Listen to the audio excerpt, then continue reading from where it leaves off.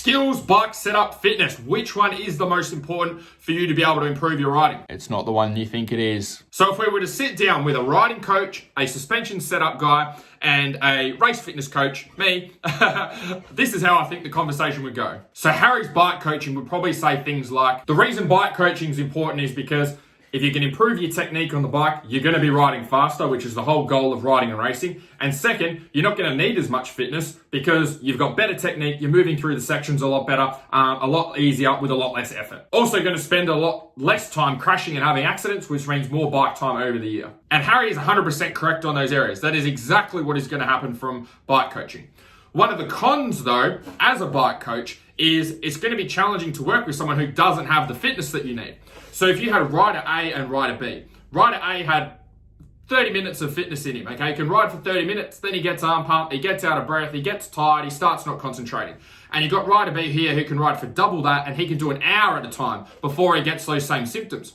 Which rider would you be able to get quicker progress with, all things being equal? Obviously rider B, because when the riding coach works with rider B, he can do the skills for longer periods of time, he can concentrate for longer periods of time. So he's going to be able to see more progress quicker with rider B simply just because he can pay attention longer and spend more time on the bike in comparison to rider A. If we chat to John's bike suspension setup, probably say similar things to a riding coach. If you can set a rider's bike up well, that means number one, they're going to be able to ride the bike as best they possibly can. Number two, it's going to reduce the amount of crashes they have because the bike's going to handle well and absorb the impacts of the type of riding that they're doing. And number three, they're going to use less energy and use less fitness because they're not fighting the bike. They can work with the bike. And those things are also 100% true.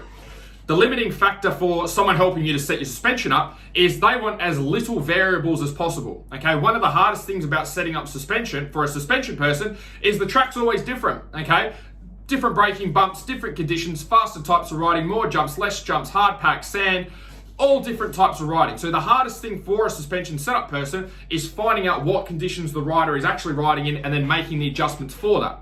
One of the worst things that I guess could happen for a suspension setup person is having the rider ride the bike differently every time they get on it. And that's what fatigue does, okay? At the start of the ride, riders tend to ride the bike a lot harder, more aggressively, faster, they're taking harder impacts. If the rider is experiencing a high level of fatigue, they're probably not going to be taking impacts as hard. They're going to be riding the bike differently, maybe sitting down more, elbows down, not riding as aggressively, which means the bike is going to handle in a different way and likely needs to be set up in a different way.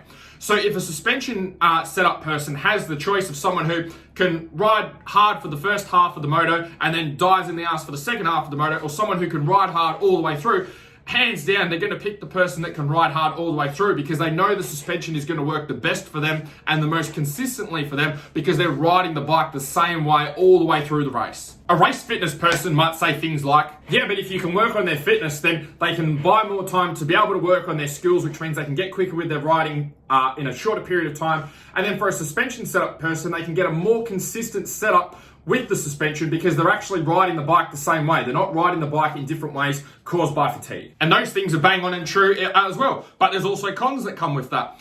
Cons are improving your fitness is not going to improve your bike skills directly. You're not going to get fitter and stronger in the gym and then jump on the bike and then be more skilled. You still need to work on your skills. Second thing that happens with fitness in terms of suspension setup is, yes, it is going to allow you to be able to ride the bike consistently, but you still need to be able to have the bike set up for your body weight and set up well for you to be able to ride it well. The other thing is fitness just isn't as fun as setting the bike up or going riding. Everyone loves spending time on the bike, doing the training and the fitness, not as fun, but we do it so that we can actually go and get better on the bike. So with all of this information now, what do you do? Because you're probably more confused now than you were at the start of the video. What you need to do is work on the weakest link for you. And this is different for all riders. So if you've got your bike set up and it's got the right springs and everything organized for it, and you've got the fitness there to ride a full race at race speed, then go and work on your skills and get better at your craft. Second, if your skills are good and your fitness is great and you can ride a full race at race speed, then maybe it's the bike setup that needs to be tuned and needs to be dialed in to be able to handle a little bit better and get a little bit more out of the bike and out of your riding. Or third, maybe it's the fitness. Okay, maybe your skills are okay and your bike is set up fine and you've got all that organized, but you just can't ride a full race at race speed. Then in that case, you need to work on the fitness and get that organized, because no matter how much better you make the suspension or how much better your skills are, the fitness is still going to be the thing that's going to hold you back with your riding. So post up below in the comments, which is the one of these 3 areas that you need to work on. Do you need to work on coaching and improving your skills and getting your technique better on the bike? Do you need to get your bike set up so it can handle the conditions that you're riding in and to make it easier for you to implement the other 2? Or is it number 3? Is fitness the thing holding you back? And that's the thing that you need to work on to be able to make sure your bike's handling consistently and you're implementing the skills that you know you need to implement.